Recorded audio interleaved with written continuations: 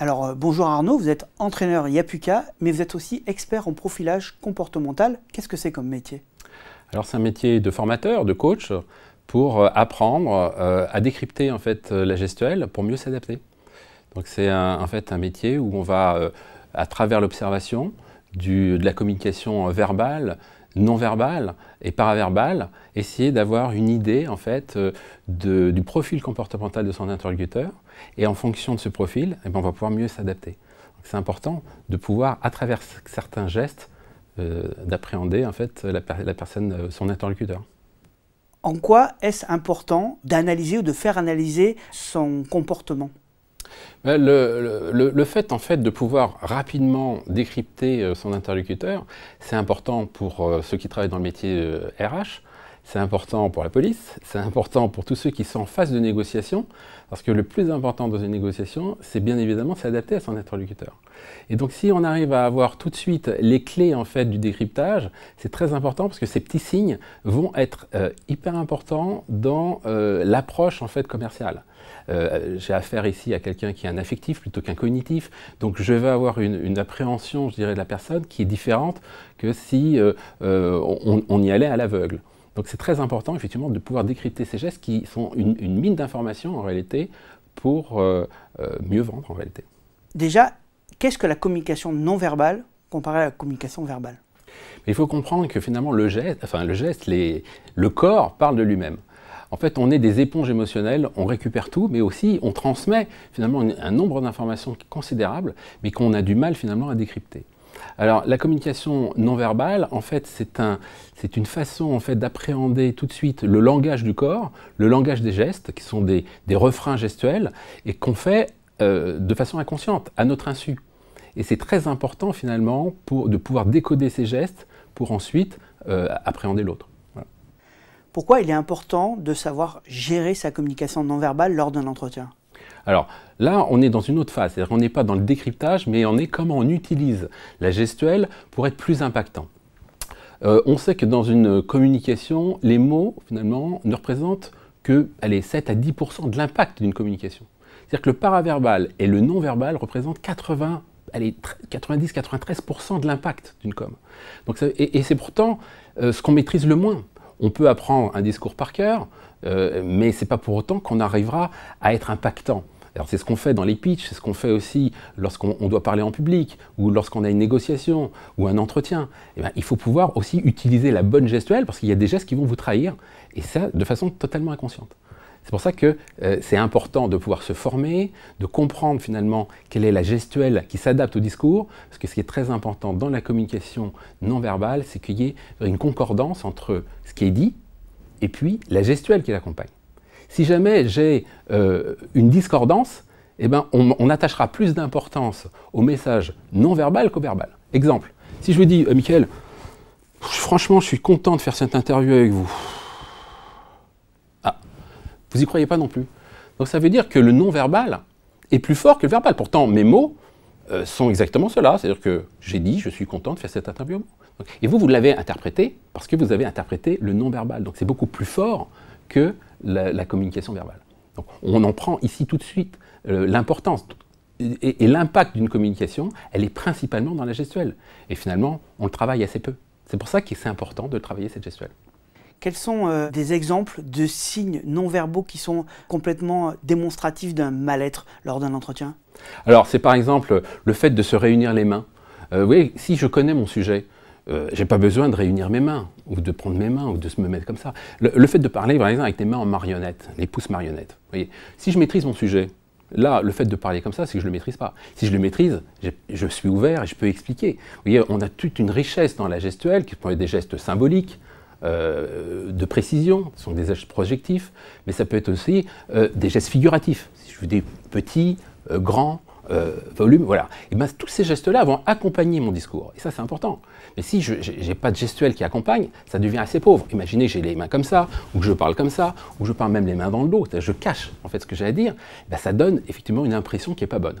Là, je parle des mains, mais debout, on peut aussi voir qu'il y a le croisement des mains, il y a des croisements des pieds, il y a le fait qu'on n'a pas une gestuelle en fait qui est solide, où on montre une confiance en soi.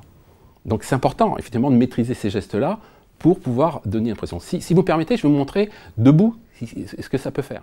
Regardez, on parle à l'oral et puis je me mets ici avec ma jambe comme ça. Donc manque de tonus musculaire sur ma jambe gauche, ça veut dire que ici j'ai un problème émotionnel, parce que c'est mon hémisphère droit en fait qui va être sollicité. Ça veut dire qu'ici je montre du stress, sans le vouloir. Et si je me mets dans l'autre sens, là je manque de tonus musculaire sur ma jambe droite, c'est que je sollicite mon hémisphère gauche, et ici j'ai un problème en fait de logique dans mon plan. Ce qu'on veut dans une communication verbale, il faut donc avoir les pieds bien ancrés dans le sol pour montrer que finalement on a une bonne assise, qu'on maîtrise le sujet. Bon. Et vous voyez que la posture, avec une vue panoramique, avec une posture droite, un buste droit, montre que c'est quelqu'un qui maîtrise son sujet. Donc vous voyez, il y a plein de gestes. Je vous donne un autre exemple. Les mains tournées vers le ciel. Si je vous dis, bon, vous inquiétez pas, je suis là, on va y arriver. Ben, on a l'impression en fait que j'implore le ciel, que je dis bon, je suis très vulnérable et impuissant. Et si je fais la même et je lui dis, vous inquiétez pas, je suis là, on va y arriver. Vous voyez, les mains, c'est la main posée sur l'enfant, c'est rassurant. Et ben, il suffit simplement de transformer ses mains et de les mettre vers le sol pour changer le discours. Donc, vous comprenez maintenant l'impact d'une communication. Il faut trouver donc la gestuelle qui va s'adapter au discours pour donner confiance. Et est-ce qu'il y a des gestes en communication non verbale qu'il ne faut pas faire quand on est en position d'écoute ? Alors, en position d'écoute, en réalité, il n'y a pas réellement de mauvais gestes, on va dire, puisqu'on n'est pas dans une forme de communication, on est en écoute active. Alors, je dirais que dans les bons gestes, ce qui est important, c'est de montrer à son interlocuteur qu'on est dans une écoute pour comprendre et pas une écoute pour répondre. Vous savez, bien souvent, on écoute quelqu'un, mais on a tout de suite envie de lui couper la parole. Et donc la bonne approche, c'est d'avoir une écoute active, c'est-à-dire une écoute coach, c'est-à-dire une écoute où on est là pour comprendre et apprendre de ses émotions, l'émotion de l'autre. Vous avez quelque chose à me raconter, ben je vais aller jusqu'au bout et je vais vous poser des questions sur la nature de vos émotions, qu'est-ce qui fait que, plutôt que de dire tiens, c'est un sujet que je connais et je vais absolument en parler. Et ça, on le voit tout de suite dans la communication verbale. Vous voyez quelqu'un qui écoute, mais pour répondre, il ne vous regarde pas, il réfléchit déjà, vous voyez, le regard vers le bas, c'est-à-dire qu'il parle à lui-même, donc il pense déjà à ce qu'il va dire sans écouter l'autre. Donc ça, c'est important, que l'écoute, elle soit réelle, et que je vous regarde bien dans les yeux, que j'ai une posture, vous voyez, d'écoute en équerre, ou qui fasse que vraiment je suis là pour ce que vous êtes et ce que vous avez à me dire, et pas pour répondre. C'est-à-dire répondre, j'ai déjà le regard ailleurs, déjà je réfléchis à ce que je vais pouvoir dire, ou j'ai la main ici, je me refuse de parler, et je barre la route en fait aux émotions pour tout de suite intégrer ce que je vais avoir à dire après. Donc oui, il faut faire attention aussi, dans une posture d'écoute, à encourager l'autre dans son discours. Comment on travaille sa communication non verbale? On travaille sa communication dans le temps. Parce que c'est pas quelque chose, au départ, si vous voulez, on est inconscient de son incompétence. C'est-à-dire qu'on ne sait même pas que ça existe, le profilage comportemental, on ne sait même pas que ça existe, le coaching. Et puis après, on découvre que c'est possible et qu'il faut pouvoir le travailler, et que finalement, les mots ne représentent que 10% de l'impact et que le paraverbal et le non-verbal, c'est 90% de l'impact de la com. Mais c'est pas tout. C'est-à-dire qu'après, on devient conscient de sa compétence, on comprend qu'il faut le faire, et donc il faut s'entraîner. Et là, c'est le rôle des coachs de les entraîner, de faire en sorte qu'ils fassent beaucoup de séances, filmées, pour qu'on se voit, parce qu'on ne se voit pas. On fait des gestes qui sont inconscients.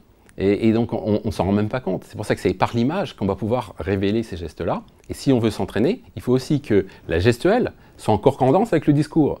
Ça veut dire que même quand on coach des hommes politiques, on va prendre le discours, et dans la marge, on va même indiquer la gestuelle qui correspond finalement au geste. Imaginons que quelqu'un s'énerve à la télé et puis qu'il dise « Bon, c'est pas possible, j'en ai marre, je suis révolté. » Bon, mais s'il a une gestuelle avec le petit doigt comme ça, on n'y croit pas. Écoutez, j'en ai marre, je suis révolté. Ben non, marre, révolté, la révolte, elle va s'exprimer par une gestuelle plus forte. Donc il faut trouver en fait la gestuelle qui correspond finalement au discours. Il faut qu'il y ait une vraie concordance entre les mots et la gestuelle. Il faut quasiment plus travailler sa communication non verbale que la communication verbale. Eh bien, pour moi, oui. Parce que, en fait, sachant que c'est 90% de l'impact, on a intérêt à travailler précisément, effectivement, la communication non verbale, parce que c'est ce qui, inconsciemment, va fournir dans l'esprit des indications qu'on ne maîtrise pas, mais qui vont être déterminantes. Souvenez-vous dans les débats télé où on voit Ségolène Royal qui à un moment donné fait ce geste. Monsieur Sarkozy, ne soyez pas méprisant. Mais elle fait le geste du mépris. C'est-à-dire que le simple fait de faire ça, déjà, nous envoie un message que c'est quelqu'un qui, malheureusement, à l'image, donne un côté méprisant. Et c'est ce geste-là, en fait, qui va la trahir dans ce débat.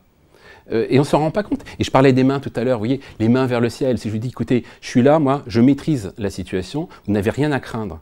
Bah, si, j'ai à craindre, parce que tu as les mains vers le ciel, tu attends qu'il se passe quelque chose. Mais si je dis, attends, je suis là, ne vous inquiétez pas, vous n'avez rien à craindre. Vous voyez, tout de suite, je vois même à votre visage que vous êtes rassuré. Vous voyez que cette gestuelle-là, ce n'est pas grand-chose, mais elle envoie des indices qui sont de nature à vous rassurer.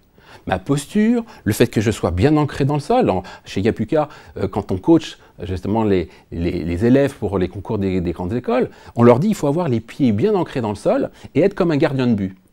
Vous ne voyez pas un gardien de but qui serait les mains dans le dos ou comme ça. Non, il a les mains, voilà, qui sont ici, qui expliquent, qui donnent le cadre, et je suis prêt. Tu peux m'envoyer le ballon, moi, je n'ai pas peur. Je suis prêt à répondre à tes questions, et j'ai une assise qui est confortable, qui est maîtrisante, et je transpire l'assurance.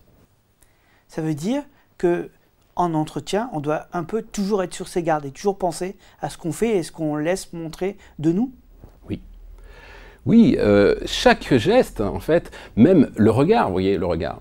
Je vous pose une question et je vous dis, voilà, c'est quoi vos qualités? Et si vous dites, écoutez, moi je suis quelqu'un de franc, mais que vous avez le regard qui fuit, on n'y croit pas. Il n'y a pas de sincérité.